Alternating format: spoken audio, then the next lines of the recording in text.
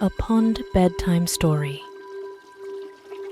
Welcome to the serene world of the pond.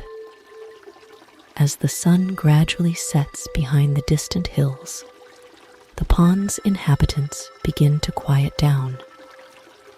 Shall we go see who's still awake? Welcome to the serene world of the pond. As the sun gradually sets behind the distant hills, the pond's inhabitants begin to quiet down. Shall we go see who's still awake? Mr. Frog. Hello. Mr. Frog hopped around the pond all day long, but now he's feeling tired. He found a damp lily pad and settled down comfortably.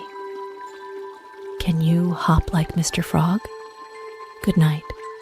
Good night, Mr. Frog. Good night, Pond. Miss Waterbird.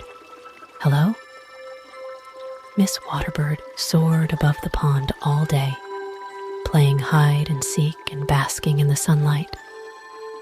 But now she's getting weary. She found a calm stretch of water to float on quietly.